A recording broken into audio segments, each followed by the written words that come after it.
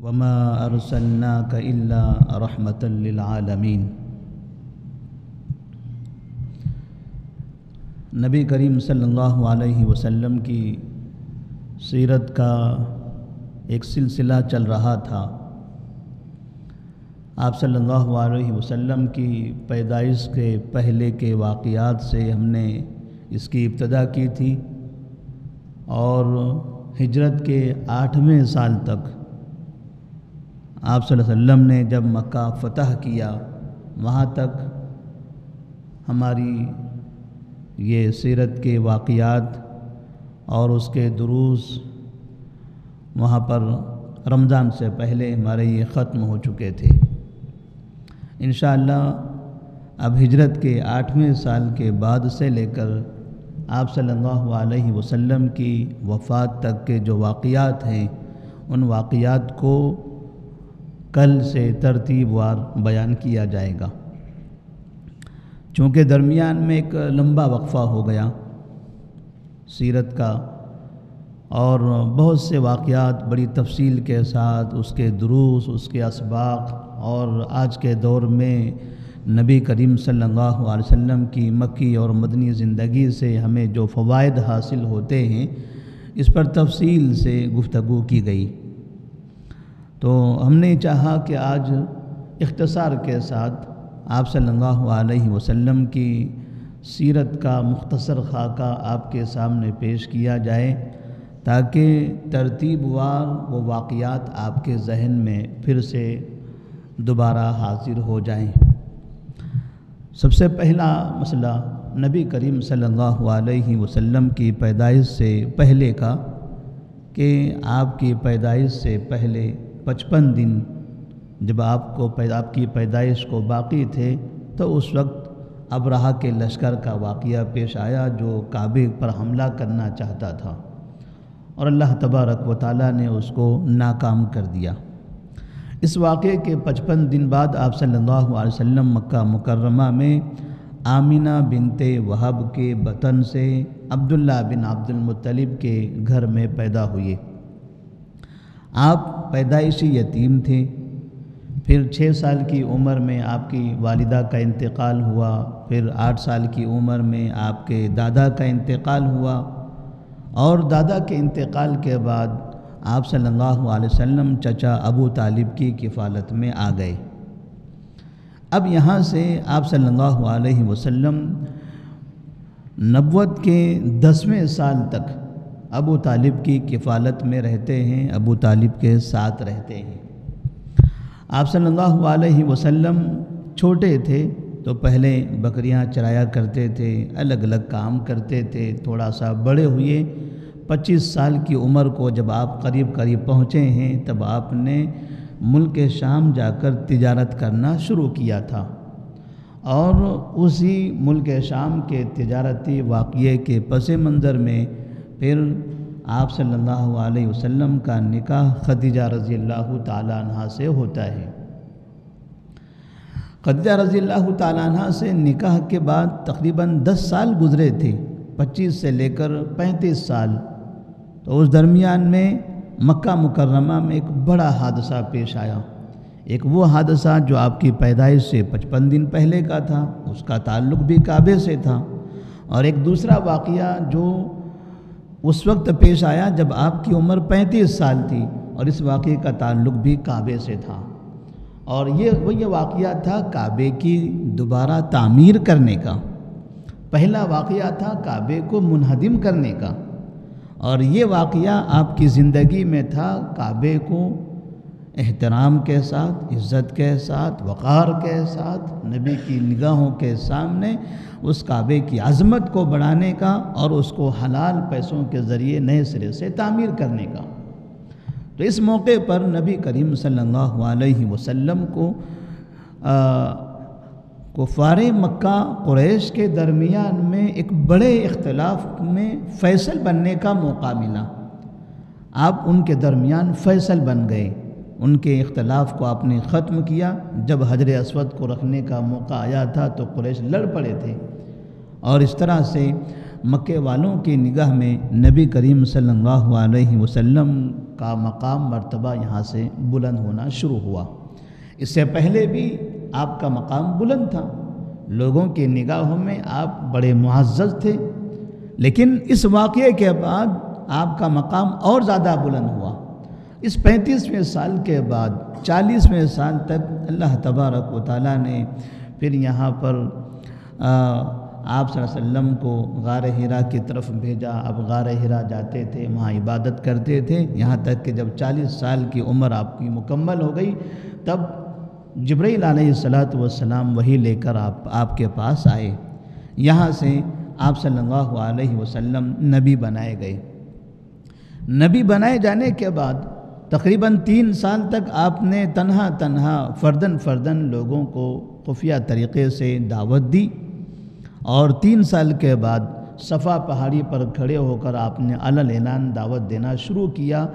جیسے علی اعلان دعوتی کام شروع کیا، وہیں سے مکہ والوں کے درمیان آپ کے خلاف نفرتیں پیدا ہو گئی۔ مکہ والے آپ سے ناراض ہو گئے، اور آپ صلی اللہ علیہ وسلم انہیں صحیح راستہ دکھاتے تھے، انہیں سمجھایا کرتے تھے، انہیں نصیحت کیا کرتے تھے، انہیں اللہ کی طرف بلایا کرتے تھے۔ بہت سے لوگوں نے مخالفت کی، اور مخالفت کئی طریقے سے ہوئی۔ کوئی بھی ایسا راستہ نہیں چھوڑا مکہ والوں نے کہ جس کے ذریعے نبی کریم صلی اللہ علیہ وسلم کو انہوں نے پریشان نہ کیا ہو۔ لیکن اللہ تبارک و تعالیٰ کو اس دین اسلام کو ساری دنیا میں عام کرنا تھا۔ اللہ تبارک و تعالیٰ نے آپ صلی اللہ علیہ وسلم کو کامیابی عطا فرمائی۔ نبوت کے 5ویں سال مسلمانوں پر اتنی مصیبت آئی کہ مسلمانوں کو حبشہ کی طرف ہجرت کرنا پڑا۔ حبشہ کی ہجرت کے بعد اللہ تبارک و تعالیٰ نے مکہ کے اندر 2 ایسے افراد کو مسلمان بنایا کہ جن کی وجہ سے مسلمانوں کے اندر قوت پیدا ہو گئی۔ پہلے تھے حمزہ رضی اللہ تعالیٰ عنہ، جو نبی کریم صلی اللہ علیہ وسلم کے چچا، اور دوسرے تھے عمر بن خطاب رضی اللہ تعالیٰ عنہ۔ ان دونوں کے اسلام قبول کرنے کے بعد مسلمانوں کے پاس تھوڑی سی قوت آئی۔ اس کے بعد تقریباً 5ویں نبوت کے بعد جب 7ویں نبوت تک آپ پہنچے ہیں، تب مکے والوں نے ہر طرح کے حربے استعمال کرنے کے بعد ایک نیا طریقہ اپنایا۔ نیا طریقہ مارنے کا، تکلیف دینے کا، پریشان کرنے کا نہیں تھا، وہ طریقہ تھا بائیکاٹ کرنے کا، کہ کسی بھی طرح سے ان کا مکمل بائیکاٹ کر دیا جائے۔ اور یہ بائیکاٹ کا سلسلہ تقریباً 3 سال تک چلتا رہا، 7ویں نبوت سے لے کر 10ویں نبوت تک۔ اور یہ 3 سال نبی صلی اللہ علیہ وسلم کی زندگی میں بہت بڑا پہاڑ بن کر گزرے ہیں۔ آپ صلی اللہ علیہ وسلم کے ساتھ آپ کے خاندان کے لوگ، آپ کے گھرانے کی عورتیں، بچے، بوڑھے، سب کے سب، ان سب کا بائیکاٹ کیا گیا۔ شیب ابی طالب میں یہ لوگ پناہ لیے ہوئے تھے، اور آپ کے ساتھ میں آپ کے چچا ابو طالب بھی موجود تھے۔ 10ویں نبوت میں وہ بائیکاٹ ختم ہوا۔ آپ صلی اللہ علیہ وسلم مکہ مکرمہ تشریف لائے، اور وہاں آنے کے بعد یہ بائیکاٹ کا جو مسئلہ تھا، اس کا جو حادثہ تھا، یہ مصیبت ختم ہوئی، لیکن ایک دوسری مصیبت شروع ہو گئی، اور دوسری مصیبت تھی ابو طالب جو نبی کے چچا تھے، ان کا انتقال، اور خدیجہ رضی اللہ تعالیٰ عنہ جو نبی کی بیوی تھی، ان کی وفات۔ اس طرح سے 10ویں نبوت میں یہ 2 بڑے حادثے پیش آئے، اور اس سال کو عام الحزن یعنی غم کا سال کہا جاتا ہے۔ اس واقعے کے بعد آپ صلی اللہ علیہ وسلم نے سوچا کہ مکہ شہر سے باہر نکلا جائے دین کی دعوت کے لیے، تو پہلی مرتبہ آپ طائف گئے، اور طائف سے بھی آپ انتہائی زیادہ پریشان ہو کر واپس پلٹے ہیں۔ لیکن اللہ تبارک و تعالیٰ نے واپس آنے کے بعد آپ کو ایسی امید دلائی، ایسی تسلی دی، ایسی ہمت دی، اور اس طرح سے آپ کے مقام کو اور زیادہ بلند کیا کہ آپ کو آسمان پر بلا لیا۔ اور پھر وہ معراج کا واقعہ پیش آیا۔ گویا کہ یہ بتا دیا گیا، اے محمد صلی اللہ علیہ وسلم، اگر دنیا والے آپ کو پریشان کر رہے ہیں، دنیا کے سارے راستے آپ کے لیے بند کر دیے گئے ہیں، تو آپ کو گھبرانے کی ضرورت نہیں ہے، آسمان کے سارے دروازے آپ کے لیے کھلے ہیں۔ اور وہاں سے جب یہ تکالیف کا سلسلہ بہت زیادہ حد تک آگے بڑھ چکا تھا تب اللہ تبارک و تعالیٰ نے آسمان پر بلا کر نماز کا تحفہ عطا فرمایا، اور وہ نماز پریشانی، مصیبت، تکلیف، مایوسی، غم، حزن، ملال، ان سب چیزوں کو ختم کرنے والی عبادت تھی کہ ابھی تک جتنی تکلیفیں، مصیبتیں آئی ہیں، ان سب کے خاتمے کا ایک علاج ہے، اور وہ ہے نماز۔ تو اللہ تبارک و تعالیٰ نے نبی کریم صلی اللہ علیہ وسلم کو 5 وقت کی نماز عطا فرمائی۔ اس معراج کے واقعے کے بعد 11ویں نبوت میں اب یہاں سے آہستہ آہستہ مکہ کے باہر اسلام پھیلنا شروع ہو گیا، اور سب سے پہلے نبوت کے 11ویں سال مدینہ کے چند افراد نبی کریم صلی اللہ علیہ وسلم سے منی کی وادی میں ملاقات کرتے ہیں، اسلام قبول کر لیتے ہیں۔ 12ویں سال میں اور اضافہ ہوا، 13ویں سال میں ان کی اسلام قبول کرنے والوں کی تعداد میں اور اضافہ ہوا، یہاں تک کہ مدینے والوں نے اب یہ طے کر لیا کہ نبی کریم صلی اللہ علیہ وسلم کو اب مکہ سے ہم مدینہ لے چلتے ہیں۔ اس طرح سے مدینے والوں نے آ کر حج کے ایام میں نبوت کے 13ویں سال آپ سے مطالبہ کیا، اے اللہ کے رسول صلی اللہ علیہ وسلم، آپ مکہ میں پریشان ہو رہے ہیں، مکہ والے آپ کو تکلیف دیتے ہیں، آپ ہمارے شہر مدینہ آ جائیے، مدینہ میں مسلمانوں کی تعداد بہت ہو چکی ہے، وہاں آپ کے ساتھ کہیں برا نہیں ہوگا، آپ وہاں امن سے رہ سکیں گے، وہاں اسلام کی دعوت دینے میں آپ کے لیے ہر طرح کے راستے ہموار ہوں گے۔ آپ صلی اللہ علیہ وسلم نے ان کی دعوت کو قبول کر لیا۔ اللہ تبارک و تعالیٰ نے بھی آپ صلی اللہ علیہ وسلم کو مکہ سے مدینہ کی جانب ہجرت کرنے کا حکم دے دیا۔ تقریباً ماہ صفر تھا اور نبوت کا 14واں سال شروع ہو چکا تھا کہ مکے والوں نے مکے کے اندر دارالندوہ میں نبی کریم صلی اللہ علیہ وسلم کے قتل کرنے کا پلان بنا لیا کہ ان کو پتہ چلا کہ محمد یہاں سے باہر دوسرے شہر جا رہے ہیں، تو سوچا کہ ان کے جانے سے پہلے یہاں ان کو قتل ہی کر دیا جائے، تاکہ ہمارا یہ آدمی یہاں سے نکل کر کسی اور شہر میں جا کر یہ اسلام کی دعوت نہ دے سکے۔ اللہ تبارک و تعالیٰ نے آپ صلی اللہ علیہ وسلم کی حفاظت فرمائی، اور نبوت کے 14ویں سال ماہ صفر میں آپ نے مدینہ منورہ کا سفر شروع کیا، اور تقریباً 1 ہفتے کا سفر مکمل کر کے آپ مدینہ منورہ پہنچ گئے۔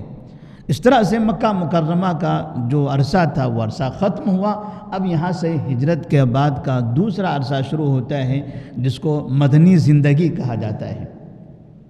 مدنی زندگی میں آپ صلی اللہ علیہ وسلم نے سب سے پہلے وہاں جا کر مسجد نبوی کی تعمیر فرمائی، مہاجرین اور انصار کے درمیان بھائی چارہ قائم کیا، اور مکہ شہر، مدینہ شہر کے اطراف میں جو قبائل آباد تھے، یہودی قبائل اور دیگر عرب قبائل، ان تمام لوگوں سے امن کا معاہدہ کر لیا کہ اب یہاں پر کسی طرح کا کوئی مسئلہ نہیں ہونا چاہیے۔ اب مسائل ان سے نہیں تھے، مکے والوں سے جو پہلے مسائل تھے ابھی بھی انہی سے مسائل شروع ہو گئے۔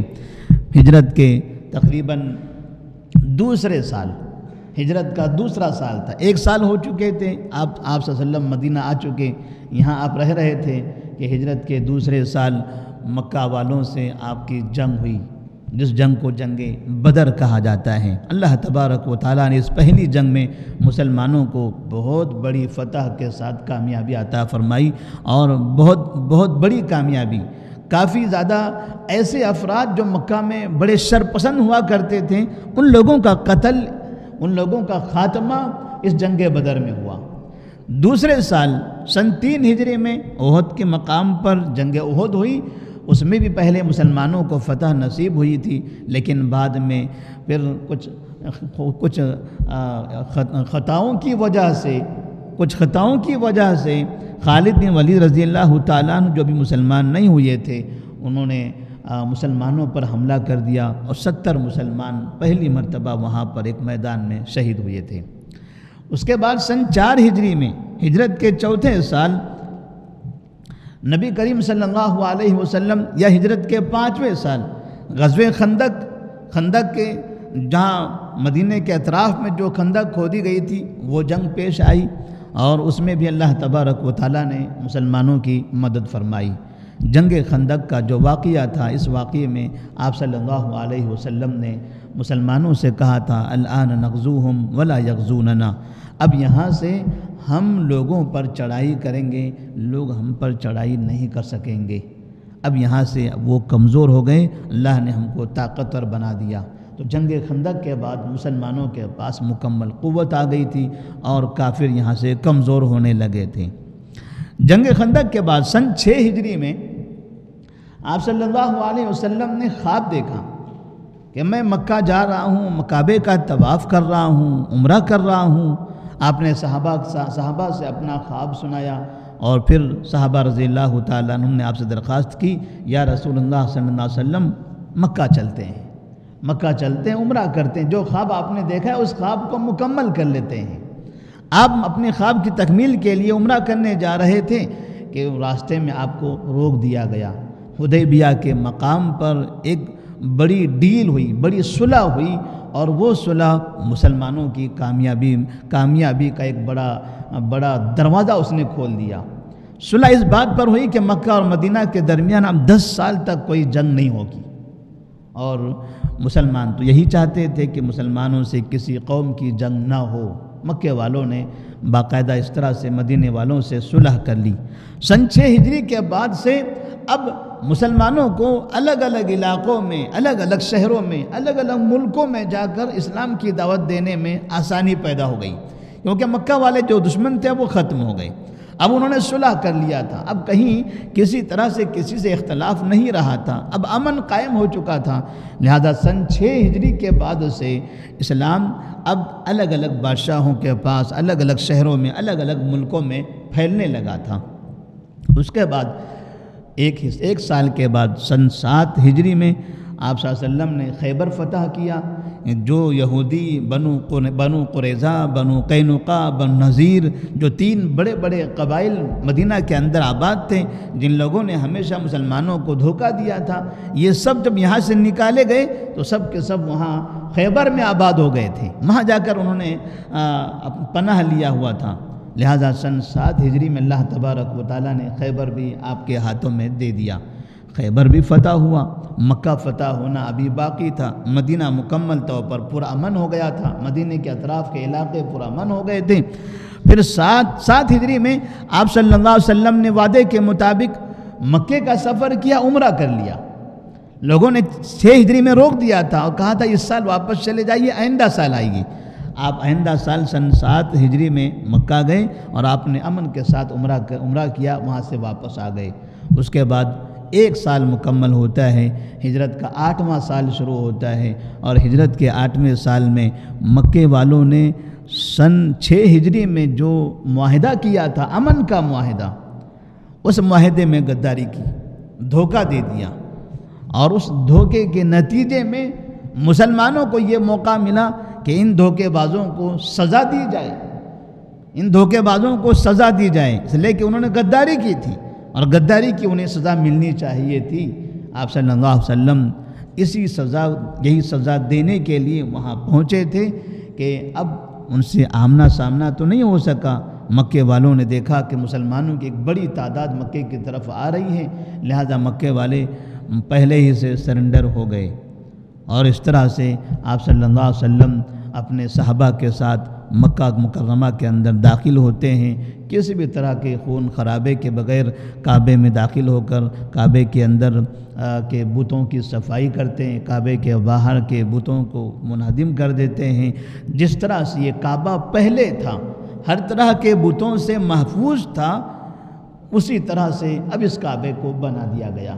یہ بت، یہ جو نصب کیے گئے تھے، یہ پہلے سے نہیں تھے، پہلے یہاں پر کوئی بت نہیں تھا، لوگوں نے بعد میں لگایا ہوا تھا۔